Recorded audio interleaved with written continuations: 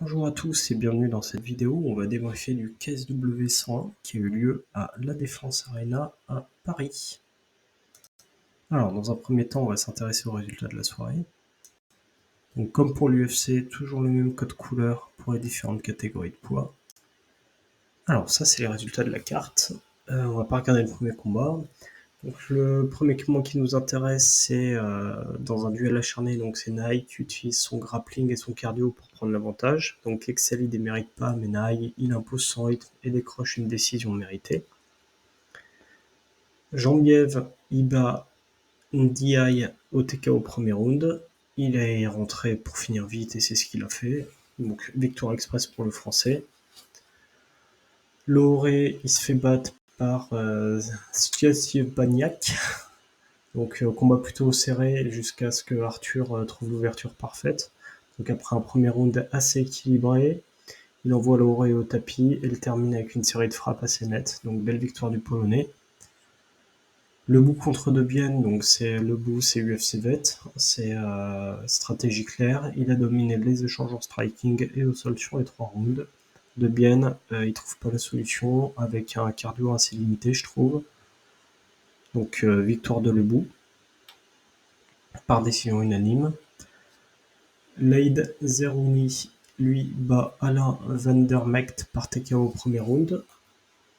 Donc, dès les premières secondes, il envoie un crochet assez violent qui éteint les lumières. Victoire expéditive. Public en feu, c'était assez incroyable. Marcin Held bat David Gallon par soumission au premier round. Donc en quelques mouvements, il emmène Gallon au sol et verrouille une guillotine impeccable. Gallon pris au piège, tape rapidement, démonstration parfaite au sol du Polonais. Et enfin, le main event, donc Varela contre Parnasse, Paris-Marseille. Le Parisien a montré pourquoi il était le boss. Premier round, il contrôle le combat avec des takedowns et des frappes précises. Il accélère au deuxième, Varela il n'arrive pas à suivre. Et au sol, il finit par taper sur Varela avec un gros ground and pound bien brutal, forçant l'arbitre à intervenir. Varela un peu dépassé sur le combat, mais en même temps Parnasse c'est très très très fort.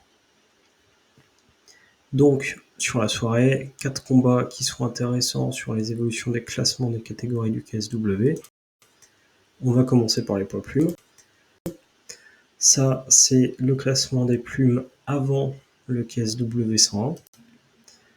Et donc, après le KSW 101, bon, Parnasse, comme il est dans les 2 KT, il y a son record qui change. On voit que Naï, avec sa victoire, alors que l'un des premiers combats, il rentre en numéro 7.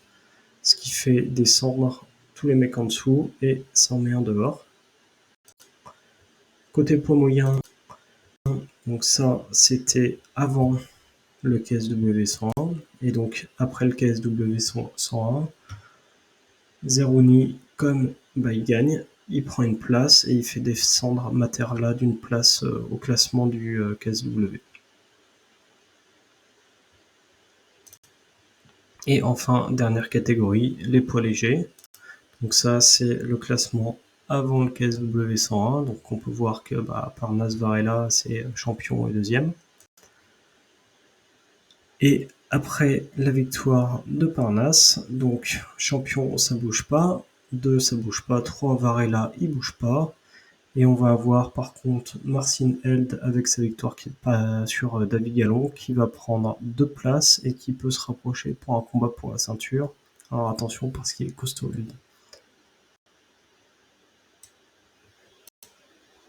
Enfin, un petit mot sur les rémunérations de la soirée. Tout le monde en parle, dit que les mecs touchent des milliards et des milliards. Alors, le KSW, combien on gagne? Eh bien, on gagne ça. Donc, ça, évidemment, c'est sans les sponsoring, parce qu'il faut savoir qu'au KSW, tout le monde arrive avec des sponsors sur le corps, ce qui va rajouter entre, on va dire, 5-6K pour les premiers, jusqu'à 50 000 pour un Parnasse.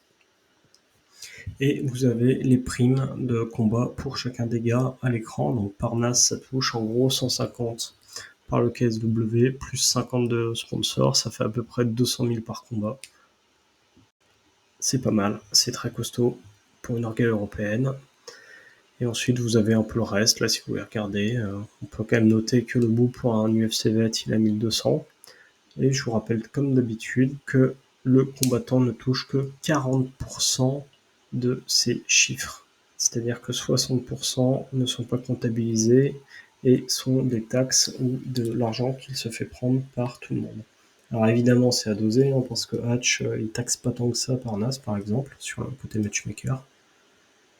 Mais voilà, ça vous donne un peu une idée de combien les gens touchent au KSW. Voilà, j'espère que cette vidéo vous a plu et je vous souhaite une belle journée à tous.